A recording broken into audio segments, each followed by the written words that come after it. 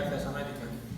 Muy bien, pues vamos a dar comienzo a nuestro estudio de hoy, de este miércoles, y vamos a continuar donde lo dejamos el miércoles pasado, que si no recuerdo mal fue en el capítulo 15 del primer libro de Reyes. Capítulo 15 del primer libro de Reyes. Si tienen la tablita, que recuerden que dimos esta tablita que tengo yo aquí detrás, si la quieren tener ahí presente, porque yo en un momento la voy a quitar de aquí y ya no estará. Entonces, si alguno se pierde, saben que puede venir al mapa. Este le vamos a llamar el mapa de los reyes y de los profetas. Entonces pueden venir al mapa de los reyes y de los profetas y encontrarse, ¿vale? Pueden encontrarse un poquito ahí, ¿vale? Decíamos, para repasarlo rápidamente, empezó Israel siendo una sola nación, un reino unido, y el primero de los reyes que tuvo fue el rey Saúl, como tenemos ahí arriba. Después fue el rey David y después fue su hijo Salomón. Y a partir del año 931 decíamos que se produjo esta división de la nación de Israel. Se divide en dos naciones. Las 10 tribus que se quedan en el norte se van a llamar Israel, y las 2 tribus que se quedan en el sur se van a llamar Judá, con capital las del norte en Samaria y los del sur en Jerusalén. ¿De acuerdo? Por eso a partir de ahora tenemos dos rayas, la rosita que sería la del norte, que va por arriba, y la azulita que sería la del sur, que va por abajo. Entonces los nombres que están escritos en los colores son los nombres de los reyes. Los que no caben, pues ya decíamos que están ahí en pequeñito. Y luego cuando hay un nombre que está fuera de las rayas coloridas, pues van a ser los profetas que tienen el libro en la Biblia, ¿de acuerdo? Así que bueno, no llegamos a avanzar mucho. Vimos al primero de los reyes de Israel, ¿recuerdan? El de esta nueva Israel, digo, que fue ¿quién? ¿Quién fue el primero de los reyes? Jeroboam. ¿Y qué tal lo hizo? Fatal, ¿no? ¿Cuál es el legado de Jeroboam? El epitafio que le dejaron. El rey que hizo pecar a Israel. Sí, así se le recuerda, como el que hizo pecar a Israel. Y bueno, y por el sur teníamos a Roboam, que fue el hijo de Salomón, y que fue el que continuó por el sur. ¿Y qué tal lo hizo Roboam? Pues más o menos, ¿no? Más o menos, tristemente no mejoró mucho. Y bueno, entonces así vamos a continuar viendo algunos reyes. Los del norte, los reyes de Israel, ¿cuántos hubo buenos? ¿Cuántos hicieron las cosas medianamente bien? ¿O bien del todo? Ninguno. Todos los reyes de Israel fracasaron en su tarea como reyes, lo hicieron mal, incitaron a pecar, ellos pecaron, no pudieron enderezar la nación ni sus vidas, ni uno solo de ellos. Y por el sur, ¿qué tal? ¿Alguno bueno? Sí. Alguno bueno, ¿verdad? Hubo ahí por lo menos 4 reyes que lo hicieron medianamente bien, hubo un avivamiento, Dios bendijo la obediencia de ellos como reyes en sus vidas personales y también en su reino, y ellos pues prosperaron la nación en ese tiempo. ¿Quiénes fueron estos reyes? Fueron Asa, que tenemos ahí, después de Roboam viene Abiam, y después ya viene Asa. Ese fue uno de los reyes que lo hizo bien. Después tenemos a Josafat, seguido, que continuó haciéndolo bien, y los otros 2 reyes ya son aquí abajo, Ezequías, y por ahí al final Josías. Ya son los otros 2 que también lo hicieron medio bien, pero del resto pues también lo hicieron mal, como los del norte. Así que bueno, ese era un poco el repaso, esa es un poquito la tabla, ¿vale? Para que la tengan por ahí a mano. Si se pierden, enseguida se pueden localizar. Yo voy a continuar esto hasta donde lo dejamos, que ya decíamos, el capítulo 15, ¿vale?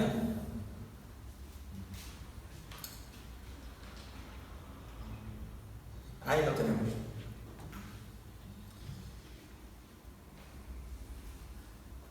Muy bien, pues el capítulo 15 nos cuenta que comienza el reinado de Abiam en Judá, del cual se nos dice lo siguiente, a ver qué tal. Dice que anduvo en todos los pecados que su padre había cometido antes de él. Su padre fue, ¿recuerdan?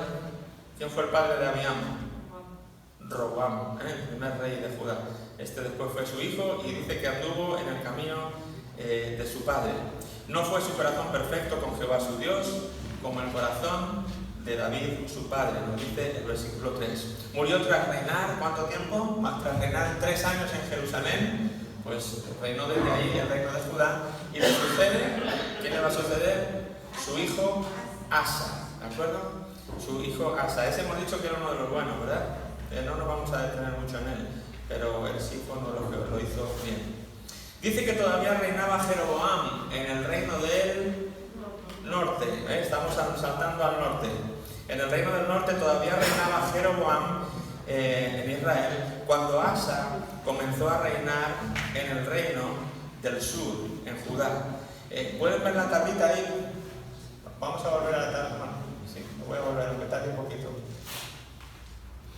Por esto es por lo que a veces se vuelve tan confuso el relato en Reyes y lo queremos leer, porque habla de uno, habla de otro y se entremezclan, ¿verdad? Los reinados de unos y de otros. Dice que cuando empezó Asa a reinar, todavía estaba el reinado de Jeroboam en el norte. ¿Lo ven ahí? ¿Lo pueden ver? Primero está Roboam, después viene Abiam, ese trocito, ¿verdad? Porque reinó un poquito. Y después ya comienza Abiam, justo cuando arriba Jeroboam todavía no ha terminado. ¿Ven que le queda un poquitín para terminar, para llegar a la raya del final de Jeroboam? ¿Lo ven ahí? Pues justo en el final de los años, los últimos tiempos de Jeroboam, los últimos años, Asa, el tercer rey de Judá, empezó a reinar, ¿de acuerdo? Cuando todavía estaba reinando el primero de Israel, ¿de acuerdo? Entonces así, a veces parece que deja de hablar de un rey, pero vuelve a retomar su vida porque resulta que el otro rey coincidió en algún tiempo con él. Entonces por eso se van mezclando las historias y se hace un poquito complicado seguir el relato, ¿de acuerdo?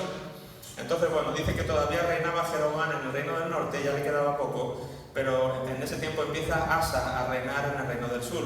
Este fue uno de los pocos reyes, como ya lo hemos dicho, que hizo las cosas, aquí estamos, que hizo las cosas bien. Hizo lo recto delante de Dios. Dice el versículo 11 del capítulo 15. Asa hizo lo recto ante los ojos de Jehová, como David su padre. ¿De acuerdo? Recuerden que cuando hablo así de David su padre, no significa que fuera su padre directo, pero sí, pues como su ascendente. En los días de su vejez dice que enfermó de sus pies y murió Asa tras reinar desde 41 años. ¿De acuerdo? 41 años reinó Asa en Jerusalén sobre Judá. ¿Y quién le sucede? Le sucede su hijo Josafat. ¿De acuerdo? Decíamos que aquí esto de los reyes de padre e hijo es curioso porque no vemos patrones, ¿verdad? Por mucho que miramos no vemos un patrón de decir, a ver, ¿cómo es posible? Si el padre lo hizo mal, ¿cómo de repente ahora el hijo lo empieza a hacer muy bien? O al revés, tenemos un padre que va a hacer las cosas muy bien y luego resulta que su hijo lo hace fatal, ¿verdad? Y uno dice, caray, pues hubiera sido más fácil que hubiera continuado haciéndolo bien, quizás como lo hizo su padre. No hay patrones, ¿verdad? Al final leíamos esta mañana en casa, sacábamos esa conclusión, que al final todos somos hijos de Dios y no dependemos, por así decirlo, de nuestros padres. Nuestros padres nos pueden orientar en los caminos de Dios, es una bendición. Cuando los padres son cristianos y ya orientan a sus hijos y los instruyen en el camino del Señor. Pero al final, como hemos venido diciendo una y otra vez, y lo vuelvo a repetir hoy por enésima vez, al final es la vida de obediencia, nuestra vida, nuestros actos diarios, lo que al final va labrando nuestro camino. Y todos somos libres para hacer las cosas como queramos. Por muy bien que mi papá haya hecho las cosas bien, si yo decido empezar hoy a hacerlo mal, pues terminaré torciendo mi camino, ¿verdad? Y al revés, no por decir, como mi papá nunca fue cristiano, ni mi abuelo, ni yo no tuve, ¿verdad? Nadie que ascendencia cristiana, pues entonces yo no voy a conseguir nunca ser un buen cristiano, ¿no? Tú puedes hacer las cosas bien, tú puedes cambiar tu reino, tu vida, tu familia, si decides a partir de hoy obedecer la palabra de Dios y empezar a caminar y no apartarte de sus caminos. Todos somos libres, tenemos ese poder de elegir y de escoger, ese libre albedrío que Dios nos regaló, y nosotros podemos marcar y labrar ese destino, ser los primeros quizá en cambiar la historia de nuestra familia, nuestra línea genealógica. Podemos ser nosotros los que comencemos un nuevo tiempo de reinado, por así decirlo, nuestra línea, nuestro árbol genealógico, y pasar una bendición a nuestros hijos, ponérselo un poquito más fácil para que ellos al menos hayan tenido un buen ejemplo. Pero nunca eso asegurará que mis hijos, pues ya como yo caminé en el camino del Señor y le serví toda mi vida, yo ya sé que mi hijo le va a servir toda su vida. Son decisiones que cada persona individualmente delante de Dios tiene que tomar. Es al final una vida llena de pequeñas decisiones y pasos de obediencia a lo que nos abre o nos cierra los caminos, lo que nos lleva al cielo o no nos lleva al cielo. Y en esto lo vemos en la tabla de los reyes, no hay patrones. Pero bueno, en este caso, Asa, que fue el primer rey de Judá que hizo las cosas bien, resulta que su hijo Josafat siguió en sus caminos y siguió haciendo las cosas bien, ¿verdad? Muy bien. Dice que al poco tiempo de comenzar el reinado de Asa, comenzó a reinar Nadab en Israel, ¿ok? Está hablando de Asa, pero ahora se sube al reino del norte. Empieza Nadab en Israel. Y lo hizo durante, ¿cuánto? 2 años. ¿Qué se nos dice de Nadab? Hizo lo malo ante los ojos de Jehová, andando en el camino de su padre y en los pecados con que hizo pecar a Israel. Uno tras uno. En Israel todos van a seguir la misma tónica.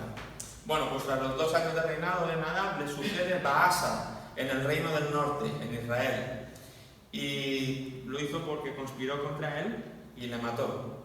O sea, sí se las traían, ¿verdad? No se andaban con chiquitas. Baasa pues mató a Nadab para decir, pues si le mato pues me pongo yo al poder. Dice que Baasa no solamente mató al rey Nadab, que estaba reinando en ese momento, no se conformó con matar al rey, sino que también mató a toda la casa de Jeroboam hasta raerla, dice, como le había sido profetizado años atrás. A Jeroboam le había sido profetizado esto, que su casa iba a ser raída y barrida, como se va les tiempos, recuerdan que habían dicho que no iba a quedar nada. Y bueno, curiosamente este hombre es el que cumple la voluntad de Dios. Ahora, no tiene excusa lo que hizo, ¿verdad? No diga alguno, uy, qué buen cristiano fue, que cumplió la palabra del Señor, ¿verdad? Y mató a toda la familia del rey. No, bueno, Dios sabe todas las cosas y Dios sabe que va a pasar así, pero no por eso justifica que sus acciones fueran buenas. Creo que eso está claro.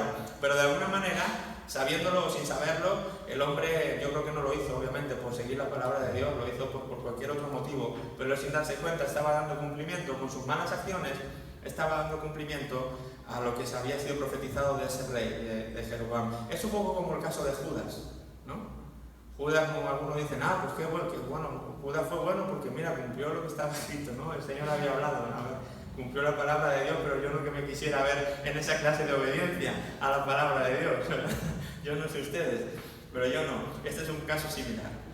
Así que Baasa no solo mata a Nadab, sino que va y mata a toda la casa de Jeroboam hasta raerla por completo. Todo rastro de este hombre desaparece por su maldad, ¿verdad? Esto es la consecuencia de la maldad de Jeroboam. Y dice que hubo guerra entre Baasa en el norte y Asa, que estaba en el sur, durante todo el tiempo de sus mandatos. Andaron todos los ratos peleados unos contra otros y pues yo voy a por ti, ahora tú a por mí. Fue un pues más, ¿no? Es triste leer esto de Israel, ¿verdad? Es triste leer esto de la nación de Israel y ver que no aprenden y después de lo que... Pero a veces también es triste ver nuestras vidas, esa es la honestidad, ¿verdad? Que tenemos también que ser. Y no poner aquí ahora la lupa sobre ellos desde un punto de vista así frío y decir, mira qué mal, pero cómo pueden, pero cómo, ¿verdad? Porque realmente, si somos honestos con nosotros mismos, hay veces que nos pasa a nosotros lo mismo, en mayor o en menor medida, pero a veces estamos atascados en cosas y no conseguimos mejorar, y etcétera, etcétera. Y no andamos como supuestamente deberíamos caminar como hijos de Dios. Pero bueno, el caso es que la historia es esa, está ahí. Y este es un tiempo triste para la nación de Israel. Recuerden que era la nación que Dios había escogido para ser un modelo al resto de naciones. Yo digo, ¿qué modelo, verdad? Para el resto de naciones. Peleas, divisiones, matanzas, idolatría. Y bueno, podemos seguir la lista. Continúa y continúa. ¿Cuánto tiempo reina Baasa? Dice ahí que reina... ahí lo tengo. Reinó Baasa 24 años sobre Israel. Y que se dice de él lo siguiente. Hizo lo malo ante los ojos de Jehová y anduvo en el camino de Jeroboam y en su pecado con que hizo pecar a Israel. Más de lo mismo. Más de lo mismo. En el norte, siempre igual. El capítulo 16 nos cuenta que durante el reinado de Baasa, Dios le habló mediante su siervo Jehú. ¿Y qué le hizo? Pues reprocharle o recriminarle su conducta y el decirle que va a barrer la posteridad como le pasó también a Jeroboam. ¿De acuerdo? Ahí otra vez está dada la palabra sobre la vida de Baasa y vamos a ver cómo más tarde, igual que se cumplió con con Jeroboam, va a haber otra persona que va a raer y a barrer toda su posteridad, igualmente de este Baasa. Tras su muerte dice que reina sobre Israel, en su lugar su hijo Ela, en el 26º año del reinado de Asa, en el sur. ¿Vale? Voy deprisa porque sé que es un poco tedioso, quizá, o aburrido, o monótono, no es un poco lo mismo, ver que hay un rey que viene al poder y hace lo malo y muere y le sucede otro, y tristemente es así. Se pone un poquito más interesante ahora cuando entran los profetas, Elías y Eliseo y todo esto, y le dan un poquito de vidilla a todas estas historias de reyes, porque si no sería un poquito árido. Pero bueno, lo estamos pasando así por encima, menos para cubrir la historia, ¿no?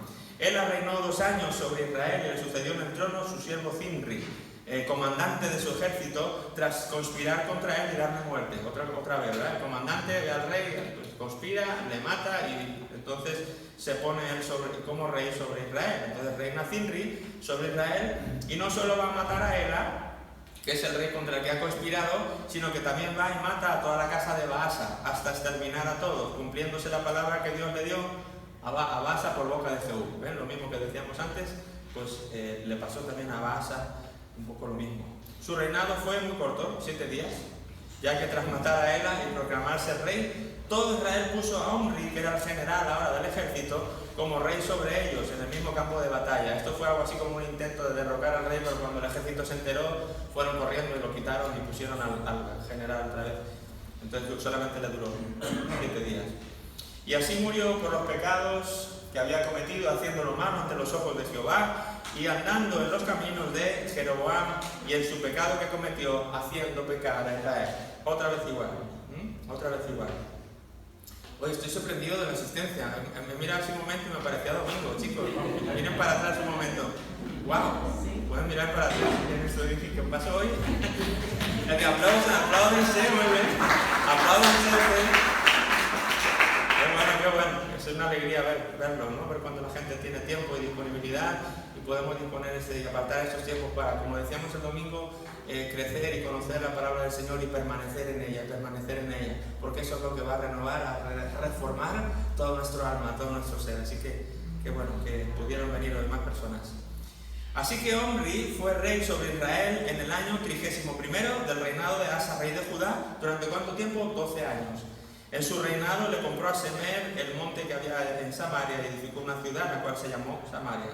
Se nos dice lo siguiente de su reinado: Omri hizo lo malo ante los ojos de Jehová e hizo peor que todos los que habían reinado antes de él. Yo me pregunto, ¿cómo se puede hacer peor que Jeroboam? O sea, dices tú, ¿cómo se puede hacer peor? Bueno, pues sí, hay gente que se supera, ¿verdad? Hay gente que se supera a sí misma y lo hicieron peor que Jeroboam. Así que murió y fue sepultado en Samaria y reinó en su lugar su hijo Acab, no te le pierdas, al hijo Acab sobre Israel, ¿verdad? Que ahora viene Acab, que si el anterior era pieza, pues aquí yo creo que estamos llegando ya al sumum de la superación de lo malo, ¿verdad? Ojo con Acab, este rey, wow, es tremendo. Yo creo que este sí fue el peorcito de Israel, ¿vale? ¿Dónde estoy? Aquí.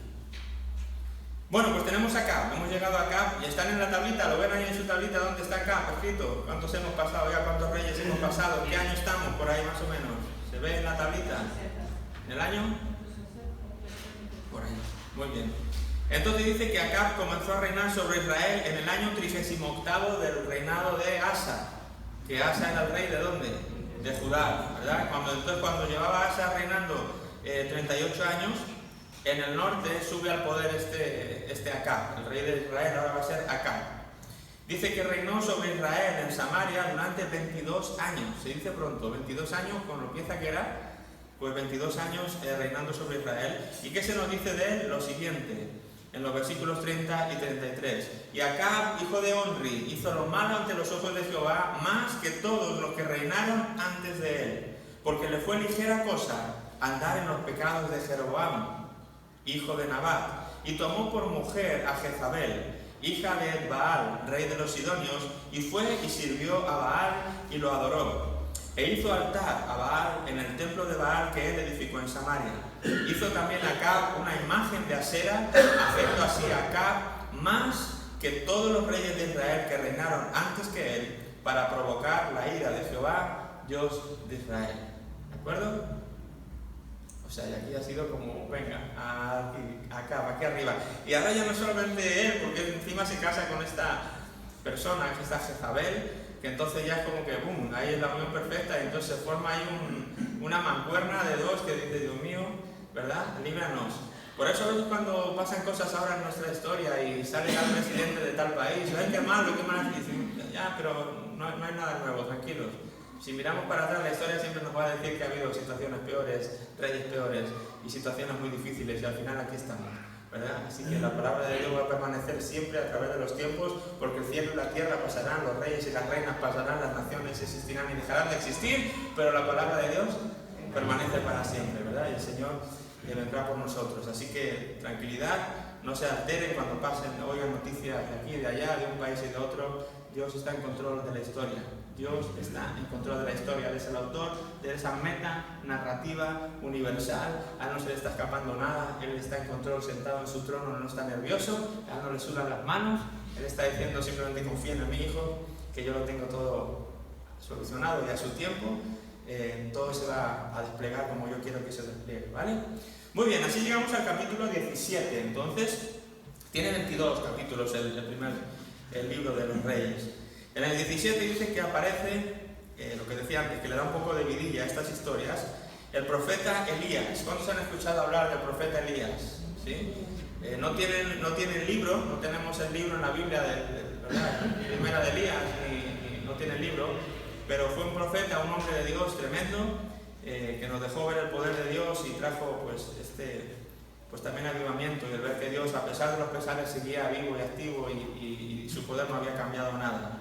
Así que en el capítulo 17 aparece este profeta Elías en el reinado de este Acab, ¿verdad? Cuando sobreabundó el pecado, dice, o cuando abundó el pecado, que dice la palabra de Dios, sobreabundó la gracia, ¿verdad? Cuando las situaciones se ponen difíciles, nadie quiere situaciones difíciles, pero a la vez en las situaciones más difíciles es donde más vemos también la gracia de Dios. Mi poder se perfecciona en tu debilidad. Entonces a veces queremos ser fuertes porque a nadie nos gusta ser débiles, pero es muy difícil ser fuerte y querer ver a Dios, porque a Dios a veces se le ve desde la debilidad, no desde la fortaleza, ¿sí? Y aquí pasa un poco igual, en los tiempos más difíciles es cuando también mejor se puede ver a Dios y se puede ver cómo Él sigue controlando toda la historia. Así que cuando estés en un tiempo difícil, en un momento difícil de tu vida, piensa, esta es una muy buena ocasión para ver la gloria de Dios, para ver el poder de Dios como nunca antes lo he visto. Y yo soy testimonio de eso. Yo en mi vida, las situaciones más difíciles que hemos vivido como familias, ha sido en esas situaciones más difíciles ha sido en las que más hemos visto la mano de Dios, de cerca y de maneras tremendas, que es como, mira, ya no importa tu situación, porque ya has visto a Dios en medio y dices, ya, me da igual, sé que estoy seguro, sé que está conmigo, no pasa nada, que caiga aquí el mundo encima, no pasa nada, Dios está en control. Así que aparece en este periodo de Acab, de este rey tan malvado, pues aparece Dios con uno de sus profetas, Elías, y le dice que le proclame al rey que no habrá lluvia sobre la tierra durante 3 años, ¿verdad? Durante 3 años no va a haber lluvia, no va a haber agua. Así que Dios le manda que se vaya a esconder junto a un arroyo, donde allí podía beber y donde los cuervos, dice que le alimentaban trayéndole carne, trayéndole pan todos los días. Qué tremendo, ¿no? Qué tremendo. Y esto es lo mismo, lo que estaba comentando antes, no puedo dejar de decirlo, ¿no? Como si le preguntamos a cualquier cristiano o si nos preguntamos a nosotros mismos, ¿nos gustaría ser como profeta Elías? Pues seguramente todos diríamos, ¡guau! Sí, ¿no? Imagínate que no me usara como Elías, ¿no? ¡Guau! Que yo pudiera demostrar a las naciones el poder de esa manera tan evidente, tan claro. Yo me pregunto, ¿y cuántos quisieran vivir lo que vivió Elías también? De verdad, tener que confrontar a reyes, tener que irse a una cueva a esconderse o tener que estar junto a un arroyo por ahí perdido y que te traigan de comer los cuervos y beber de un río. Son situaciones que pues a uno, no, pues es que eso ya no. Y no se puede una cosa sin la otra, ¿verdad? Como a veces quisiéramos. No, hay veces que las cosas no se pueden escoger. Y para ver a veces el poder o vemos a hombres que tienen esa manera en que Dios les usa y claro, no vemos a veces la parte difícil de esas personas, pero seguro que la tienen. Sí, seguro que la tienen también. Entonces, para la vida del profeta Elías no fue así maravillosa y fácil, ¿verdad? Quiero decirlo desde ya. Pero sí fue un hombre al que Dios usó mucho. Así que él está ahí escondido, Dios le está cuidando, llevándole la comida y con los pájaros, con los cuervos, ahí bebiendo su agua, ahí cuidando de él. Dice que tras esto Dios va y le dice, ahora vete a atender a una viuda, y le manda a Sarepta, y ahí hay una viuda, y entonces le dice, vete porque esa viuda te va a sustentar. Y ahí es donde se produce el milagro del aceite y de harina. ¿Recuerdan esa ocurrencia? ¿Verdad? Que llega el profeta Elías ahí a Sarepta y encuentra a una mujer viuda que dice que ya no tenía... La situación de las viudas en esa época era una situación muy difícil porque no podían trabajar, no podían sostenerse, básicamente tenían que vivir de la mendicidad. Y esta mujer estaba en las últimas, tenía un hijo enfermo pequeño y lo poco que tenía pues era para ella, para su hijo. Tenía apenas un poquito de harina y aceite para poder hacer quizá una última torta y comérsela, quizá le daría más al hijo, yo creo, para intentar que el hijo viviera. Ella yo no sé si llegaría a probar la torta, el caso es que era muy poco. Y su plan era, bueno, nos comemos esta torta y nos dejamos morir, porque no hay más futuro para nosotros, ya no hay manera de arreglar esta situación. Y es en esos momentos cuando a veces Dios interviene, ¿no? Cuando ya creemos que no hay manera, que no hay salida, que todo está acabado, es cuando Dios llega y dice, déjame, que aún queda un último capítulo, lo voy a escribir yo. Entonces Dios manda a este hombre, pero lo curioso es que Dios no manda al profeta a sostener a la viuda, sino que Dios manda al profeta a que la viuda le sostenga. Y va a ser una lección para ambos, yo creo, ¿no? Una lección para ambas partes. El caso es que él llega allí y le dice, mujer, ¿qué tienes? No, pues un poquito de... Pues venga, pues haz la torta y dame a mí primero y luego comes el resto para ti. Entonces la mujer dirá, pero si es que no tengo nada, o sea, ¿cómo me estás pidiendo? Esto es algo que está al revés. Señora, te has equivocado, ¿verdad? Bueno, Dios no se equivocó y lo que pasó es que Dios multiplicó todo eso y pudieron comer y pudieron salir de esa situación. Es una historia bonita, si la quieren, no me quiero detener en ella mucho, si la quieren leer, luego adelante el hijo se muere y tiene que volver al profeta y se tumba y lo resucita. Bueno, es una historia tremenda, ¿no? de cómo Dios usa a este hombre, pero todo eso está ahí, en el capítulo 17 del primer libro de Reyes. Ahí está, lo tenía escrito también. Después dice que muere el hijo de la viuda, pero Dios usa al profeta para devolverle la vida, se tumba sobre él y el niño recupera el aliento y bueno, pues esta viuda pues se da cuenta de que aparte de ser un gran profeta, pues realmente esto es obra de alguien más, no es obra del profeta, es alguien por encima del profeta, que es Dios. Así que esa historia tan tremenda la tenemos en el capítulo 17. En el 18 dice que habían pasado ya esos 3 años de sequía que había pronunciado el profeta Elías, le había pronunciado al rey Acab. Pasan ya esos 3 años de sequía y entonces Dios manda a Elías a que se muestre ante el rey Acab, ¿verdad? Le dice, oye Elías, ¿te acuerdas de que le dijiste esto? Ya han pasado los 3 años, vete y muéstrate al rey Acab. Ahora, claro, muéstrate al rey Acab, eso se lee así fácil, pero no, ¿verdad? Las implicaciones de esto son así pequeñitas, ¿verdad? Porque, claro, no le sentó nada bien a este rey Acab que hubiera 3 años de sequía porque este hombre lo había dicho. Entonces, este hombre no era así como, pues bien, muy bienvenido, que digamos. Yo creo que hoy se diría persona non grata, por decir algo leve, ¿no? En ese país. De hecho, se había escondido ahí en el arroyo y todo porque probablemente querían ir a por él.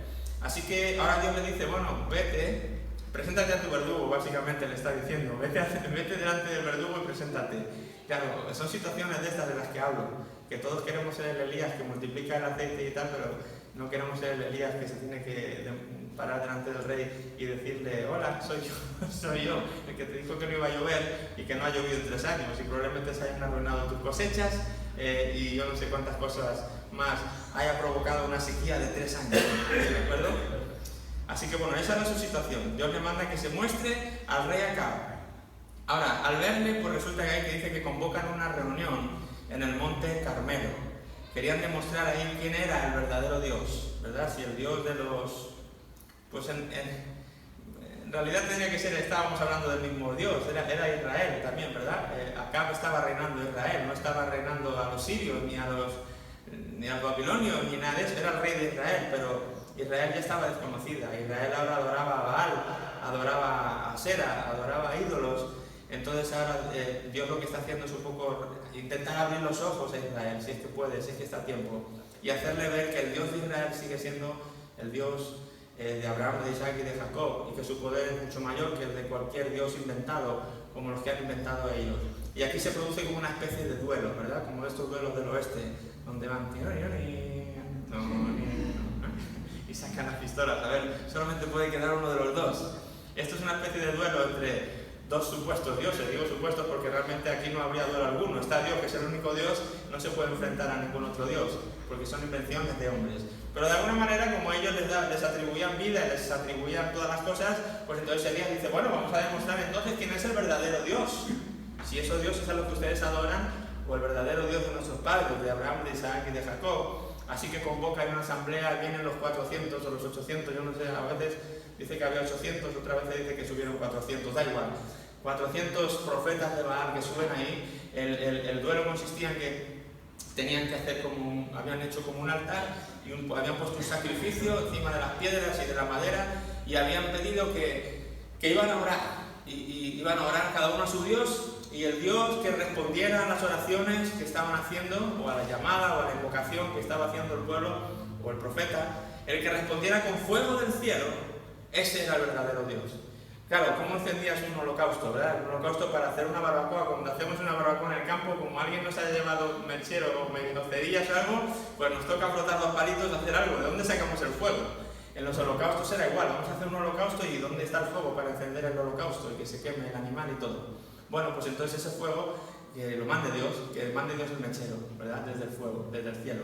Así que pues ese es el reto. Acá dice, empiecen ustedes, Elías dice, empiecen ustedes, todo un caballero se echa para atrás, y entonces ahí van todos los profetas de Baal, empiezan a hacer sus cantos, sus invocaciones, sus dioses y lo que tú quieras, ¿no? Y Elías tiene un poco ahí de sarcasmo en la historia, muy bonita de leer la historia, porque es como el sarcasmo de Elías, ¿no? Diciendo, ¿qué pasa? ¿Que no nos oye? Gritar un poco más, a ver si es que todavía está durmiendo, o a ver si es que está un poco duro de oído, vuestro Dios, no sé, venga, dale un poquito más fuerte aquí, entonces empiezan a orar más fuerte, a invocar más fuerte, bueno, y pasan una hora, pasan 2 horas, y este sigue haciendo burlas, Elías, ¿no? Bueno, no, pues a lo mejor es que fue a hacer un recado, yo no sé qué cosas le dice por ahí, ¿no? El caso es que siguen y yo no sé después de cuántas horas ya estaban los profetas por el suelo que ya no podían ni andar, ya no podían ni hablar, ya no tenían fuerzas ni para estar de pie. Entonces Elías dice, bueno, pues ya lo intentaron, déjame a mí. Entonces Elías lo va a intentar ahora, a ver si realmente su Dios responde desde el cielo. Pero él dice, ¿saben qué? Para mi Dios esto es demasiado fácil, así que vamos a complicar un poco más las cosas. Así que manda a hacer una zanja alrededor del holocausto, manda que llenen todo el altar, las piedras, el holocausto, el animal, la madera, todo que lo llenen de agua, pero empapen de agua. Entonces mandan 3 cubos y cubos de agua, lo llenan todo de agua, la cerca de alrededor que habían hecho se llena toda de agua, eso ya era casi una piscina. Y entonces ahora sí, inundado de agua, pues dice, ahora sí ya está un poquito más apropiado para lo que mi Dios suele hacer. Así que pues Elías ora a Dios, Señor, demuestra quién eres tú, demuestra quién sigue siendo el único rey y Dios de este mundo. Así que invoca a Dios y bueno, pues dice que Dios contesta, Dios manda el fuego del cielo y no, pues no sé si lo han leído, ¿no? Se queman hasta las piedras, o sea, se derriten hasta las piedras del calor, ni vale agua, ni vale nada, y todo se queda totalmente consumido, calcinado, impresionado. ¿Recuerdan? Este incidente quedó en la retina, en la memoria de toda la gente, esta historia, hasta el Nuevo Testamento. ¿Recuerdan a los apóstoles de Jesús un día diciendo a Jesús algo parecido? Cuando se enojan porque había sucedido algo, ¿qué le dicen a Jesús? Jesús, ahí viene Pedro, ¿qué dice Pedro? ¿Quieres que oremos? ¿Y hagamos qué? Sí, estaba como diciendo, ¿quieres que hagamos como Elías? Si ya lo hiciste una vez, ¿verdad? Era un poco el contexto un poquito distinto, pero esto lo tenían ahí, esta historia estaba fresca en sus mentes. Elías fue ese gran profeta que perduró hasta bueno, pues cuando llegó Juan el Bautista y demás, y todos hablando si sería Juan el Bautista y si sería Elías que había vuelto, etcétera, etcétera. Elías dejó una huella muy significativa en el pueblo de Dios. El caso es que esta historia, bueno, pues fue así. Dios respondió con fuego, salió victorioso al quemar no solamente el sacrificio, sino las piedras del altar tras empaparlas de agua. Y tras ello dice que Elías dio muerte a los profetas de Baal, ¿verdad? Ya cuando terminó el duelo, cuando terminó el show, le dijo, bueno, ya os habéis enterado, pues ahora esos profetas tienen que ser aniquilados, tienen que morir, y manda matar a todos los profetas de Baal, ¿verdad? Y los que estaban allí congregados. Entonces se hace una gran matanza. Llegamos al capítulo 19 y entonces Acab dice que le cuenta a su esposa Jezabel lo ocurrido. Y claro, imagínate la esposa Jezabel esta cuando se entera de que han matado a la mayoría de sus profetas y que obviamente pues la derrota tan bochornosa y tan vergonzosa que han sufrido, por así decirlo, ¿no? Esto lo que hace es que la enfurece muchísimo. A mí esta mujer era una mujer de carácter, ¿verdad? Que influyendo si Acab era malo, pues esta mujer como que decía, oye, te quedas corto, para no me llegas, marido. Y esta como que muchas cosas le incita a al marido más. O sea, por eso decía antes de esta mancuerna, este matrimonio que se forma aquí, Acab y Jezabel, Dios mío, ¿verdad? Como dicen por ahí, Dios los cría y ellos se juntan, ¿no? Como hay un dicho que dicen por ahí. No creo que lo juntara Dios, pero ellos se juntaron y fueron un matrimonio tremendo de mal para el pueblo de Dios. Pero bueno, nunca, como decía antes, Dios no se pone nervioso por estas cosas. Pero ella cuando se entera sí quiere matar a Elías. ¿Quién ha hecho eso? Han matado a nuestro profeta. Lo mínimo que podemos hacer es matarle a él. Entonces, claro, van, busca y captura, ponen ahí todos la fotografía de Elías por todos los árboles, Se busca, ¿verdad? Llenaron todo el reinado de papeles de Se Busca al profeta Elías y querían darle muerte. Así que, ¿qué le toca a Elías? Le toca huir, ¿verdad? Por eso decíamos antes que queríamos ser Elías. ¿Te gustaría verte en esa situación? Que ahora te manden matar, así amenazado de muerte. ¿Verdad? ¿Has hecho esto? Sí. Pues a por ti vamos. Así que tener que esconderte, no saber dónde, ¿verdad? Aquí volvemos a pensar en David, por ejemplo, igual como cuando tuvo que huir de Saúl, escondiéndose de cueva en cueva y de lugar en lugar. Pues de alguna manera este Elías tiene que huir igual para salvar su vida y va a se esconder en una cueva, dice, deprimido y queriendo morir, ¿verdad? Lo pasa mal. Decía antes esto, Elías es un hombre de Dios, pero pues es humano, como somos tú y yo. Y esta situación probablemente le superó y se encuentra un Elías acobardado, un Elías angustiado, un Elías casi, Señor, quítame la vida, que qué curioso, ¿no? Que a veces cuando venimos de nuestras mayores victorias también podemos caer en los valles más angustiosos, ¿verdad? Y la vida a veces con el Señor es así. Pero lo bueno es que saber que tanto en el valle como en la cima Dios está con nosotros, que no olvidemos eso nunca. ¿De acuerdo? Que estemos donde estemos, el Señor está con nosotros y no tenemos que creernos nada cuando Dios nos da una gran victoria, pero tampoco hundirnos cuando nos pasa algo negativo, cuando tenemos algún tropiezo, cuando, ¿verdad? De alguna manera las cosas no van como uno quiere. Así que está un poco ahí queriendo morir, pero Dios se le aparece, Dios trata con él, Dios le anima a que continúe y le da una tarea que hacer, ¿verdad? Entre otras cosas le dice, venga, tienes tarea por delante todavía, tienes que ungir a Jehú como el siguiente rey de Israel y tienes que nombrar también a tu sucesor, ¿verdad? Eliseo va a ser tu sucesor y venga, así que deja de estar aquí deprimido, deja de estar aquí pensando que vas a morir, ¿verdad? Él tenía un cuadro un poquito negativo y a veces el enemigo se encarga de estas cosas, ¿verdad? Siempre el enemigo a veces viene y le gusta aprovechar los momentos de debilidad que tú y yo tenemos y si nuestra luz está un poquito tenue en nuestra vida, el enemigo te lo quiere pintar como que estás en la oscuridad total y quiere exagerar lo malo, magnificar lo malo, pintarte un cuadro que muchas de las veces no es real. Muchas de las veces no es real, pero nosotros a veces le prestamos oído y terminamos pensando que sí es así. Y terminamos jugando a sus juegos y creyendo lo que él cree y actuando en base a lo que él nos ha dicho. Y aquí entonces, cuando él habla con Dios, le dice, Señor, es que todo el mundo te ha dejado y solamente yo he quedado. Y, ¿verdad? Como aquí ya nadie te sigue y esto es un desastre, aquí no hay... Pero Dios le tiene que recordar cuál es la verdadera realidad. Elías, hay 7.000 hombres que todavía no han doblado sus rodillas ante los Baales y ante los dioses de Asera. Yo tengo pueblo todavía. Que quizás tú no lo conozcas, que quizás tú no seas consciente, no significa que eso no esté ahí. La verdadera realidad solamente la conoce Dios. Por eso a veces cuando tú miras y no ves, piensas que la realidad puede que no sea lo que tú estás viendo. Que quizá hay una realidad que tú y yo no vemos, pero que Dios conoce. Y que esos son los momentos de movernos y de actuar en fe. Sabiendo que aunque no vemos, el Señor siempre tiene un remanente, el Señor siempre tiene una situación mejor, el Señor siempre tiene una salida, el Señor siempre tiene una respuesta. Esas cosas hay que creerlas porque no las vas a ver en ese momento. Pero ahí tienes que echar mano de la fe y de la paciencia, como dice la palabra de Dios, por la fe y por la paciencia. Hay que perseverar en los momentos difíciles y agarrarnos con paciencia y con fe de la palabra de Dios.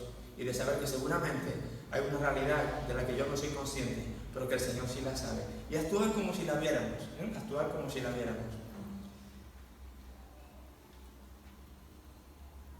Muy bien, así que hay tarea para hacer.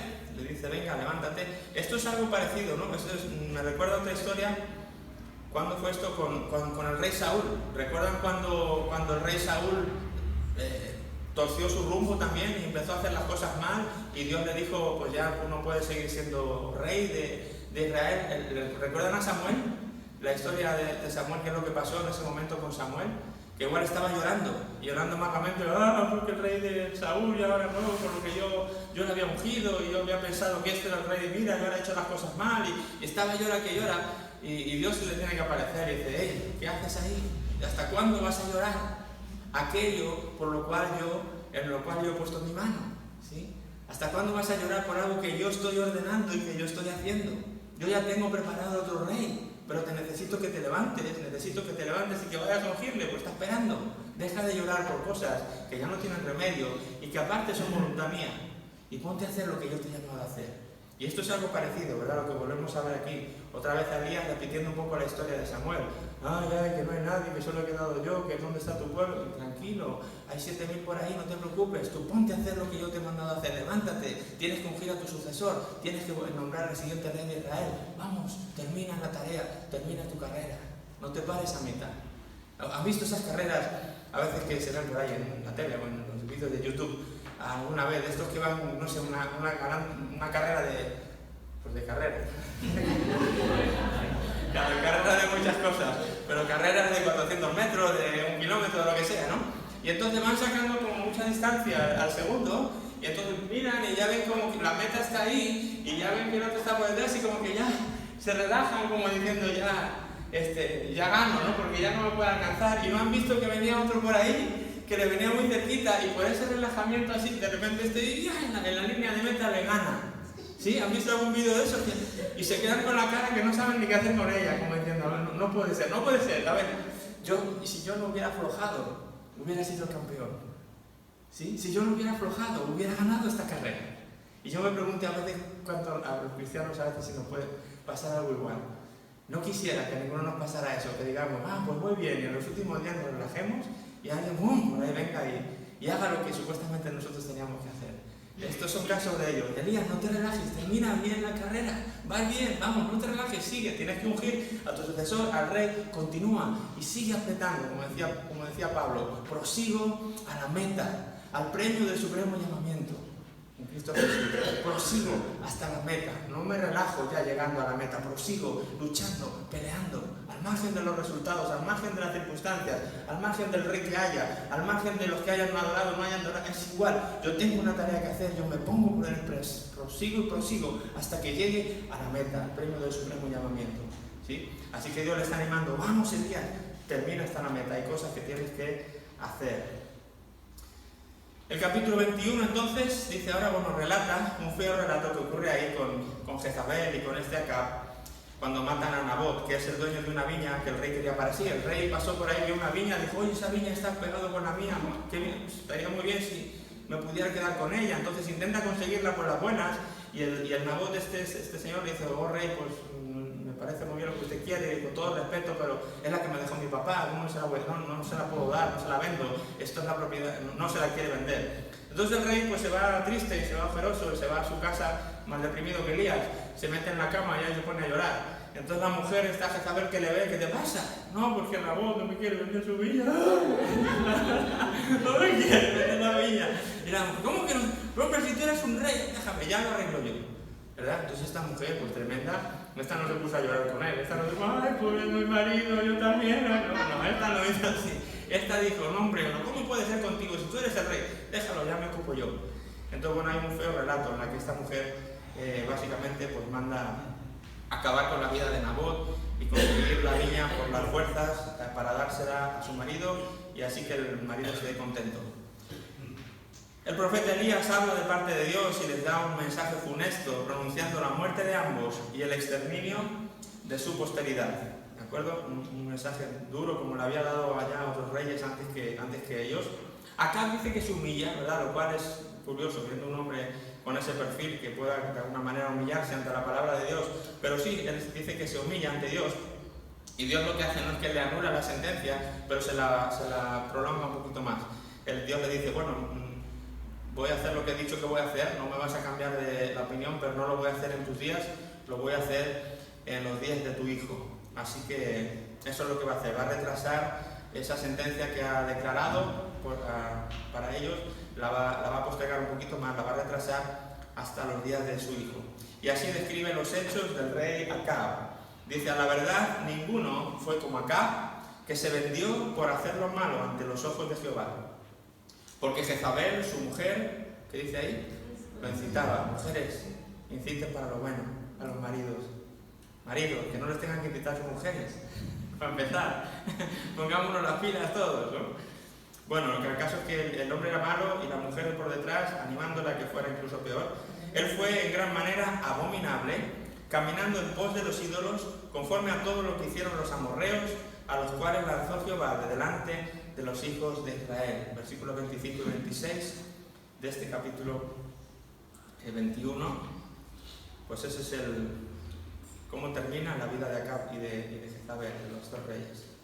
Y por último, entonces el capítulo 22, llegamos al final, al último de los capítulos de Primera de Reyes, y dice lo siguiente: cuenta la última batalla de Acab como rey de Israel, ya que pues en esta batalla es donde él iba a morir contra los sirios, contra el ejército sirio. Dice que quería tomar posesión de una ciudad que se llamaba Ramoth de Galaad, que realmente pertenecía a Israel, era territorio israelita, pero lo habían tomado, ese territorio lo habían tomado los sirios, o el rey de Siria se había apoderado de ese trozo de territorio, no siendo suyo. Entonces cuando Acab se entera, oye, ese trozo no es nuestro, sí, pues ¿por qué no tiene el rey de Siria? ¿No? Vamos a ir a pelear contra él y a recuperar lo que es nuestro. Así que este Acab quiere recuperar Ramoth de Galaad. Lo que hace entonces es que para tener un ejército más potente, lo que hace es hablar con el rey del sur. Acá hemos dicho que era el rey de Israel, del norte, entonces lo que él hace es ir a hablar con el rey del sur. ¿Quién era el rey del sur en ese tiempo?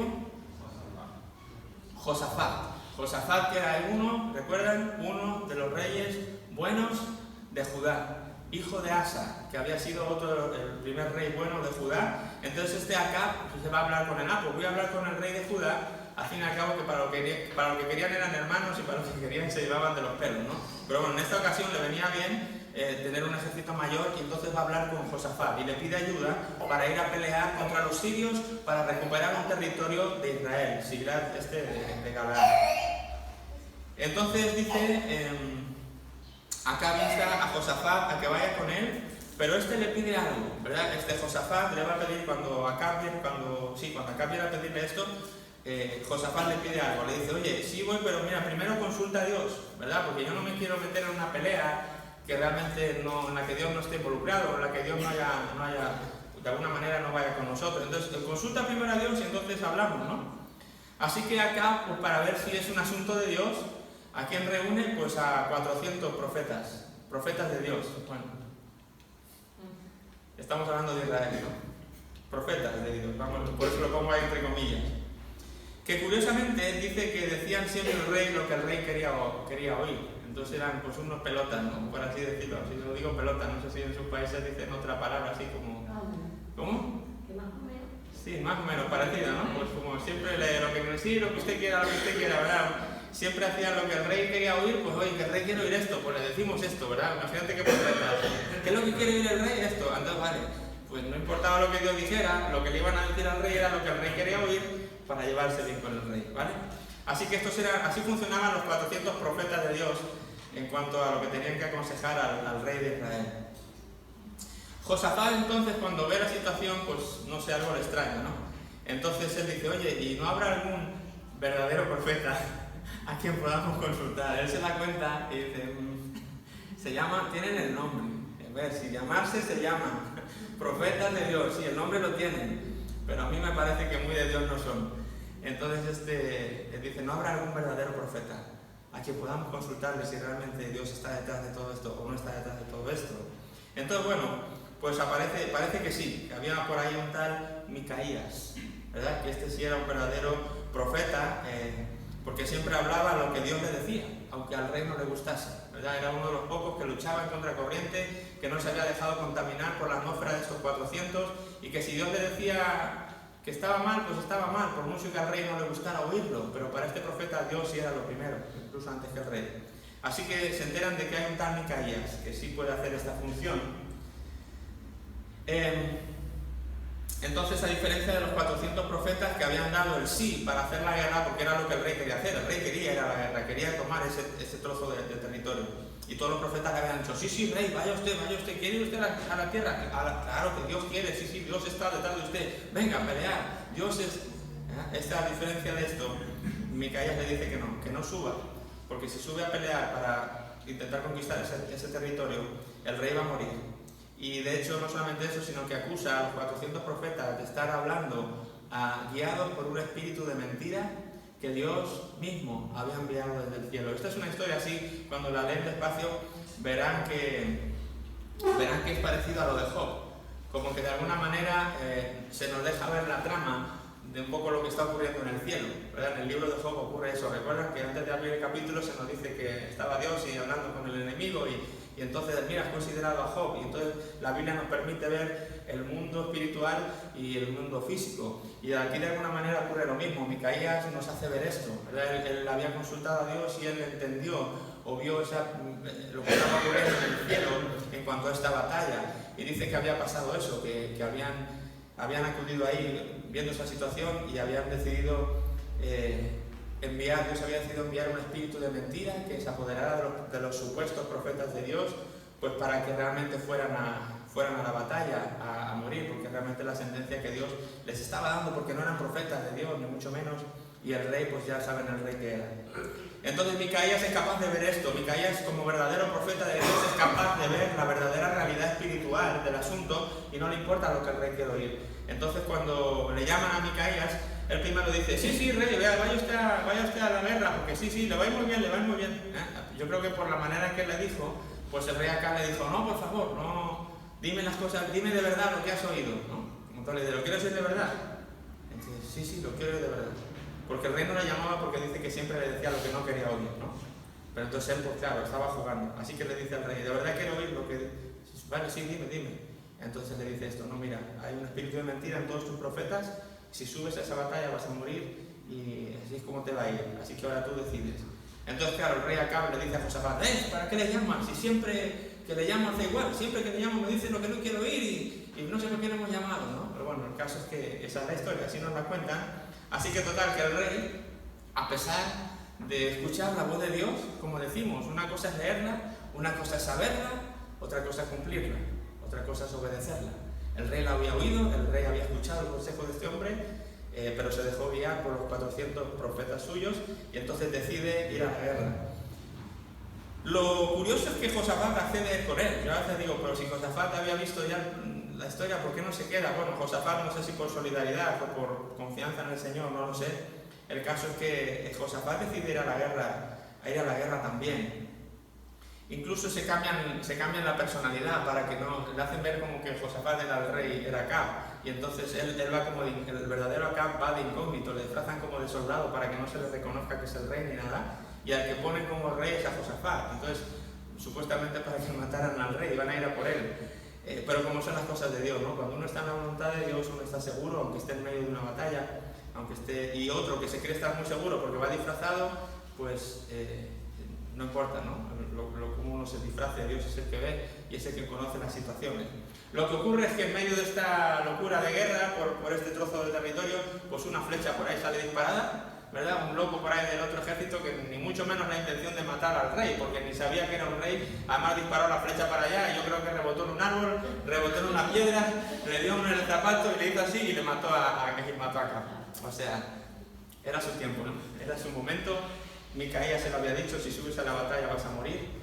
Y bueno, pues este hombre que se disfrazó y aunque intentó hacer todas sus artimañas para no perecer, pues la flecha esta distraída se fue y se clavó en el rey de Israel, en Acab. Quedó ahí en su carro, iba dentro del carro, quedó ahí dentro del carro sangrando, todo el carro se llenó ahí de sangre y demás. Y bueno, pues de ahí ya se lo llevaron y cuando el carro terminó en la ciudad donde llegó el rey, pues lo fueron a lavar el carro de toda la sangre que había y pues ahí se quedó y llegaron los perros y entonces todo eso al final era el cumplimiento de la palabra que se le había dado anteriormente, de la manera en que iba a morir, de cómo iban a lavar la sangre, todo eso estaba detallado, así ocurrió, a Dios no se le escapa nada. El caso es eso, que como dice ahí, el rey Acab muere accidentalmente, ¿verdad? Porque pues se ve como que no fue un accidente, sino que ya estaba todo predeterminado en la batalla y se cumple lo profetizado sobre su muerte.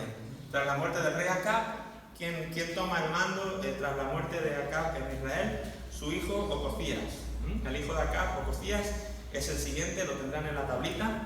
¿Y cuánto va a reinar Ocosías? 2 años sobre Israel. ¿Ok? Pero, pues hizo lo malo ante los ojos de Jehová y anduvo en el camino de su padre y en el camino de su madre y en el camino de Jeroboam, hijo de Nabat, que hizo pecar a Israel. Porque sirvió a Baal, lo adoró, provocó a ira a Jehová Dios de Israel, conforme a todas las cosas que había hecho su padre. Así que pues de nuevo lo que habíamos dicho, Ocosías no mejora la historia del padre, la repite, Por el contrario, Josafat murió tras reinar 25 años sobre Judá y le sucedió en el trono Joram, ¿de acuerdo? Joram, su hijo, que lo hizo, pues no también como su padre, ¿vale? Desgraciadamente no siguió los pasos de Josafat y este hombre volvió a pecar y a hacer las cosas mal en Judá y en Jerusalén. Bueno, pues hasta aquí hemos llegado. Hasta aquí hemos cubierto el primer libro de los Reyes. No sé qué les parece, si les parece curioso, si les sorprende, si lo conocían ya, si... ¿Parece complicado?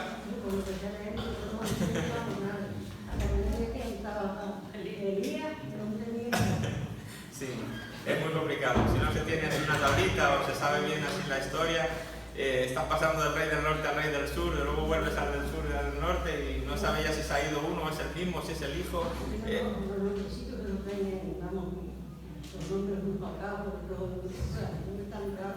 Bueno, pero como siempre digo, te has aclarado un poquito más después del estudio, Andraida.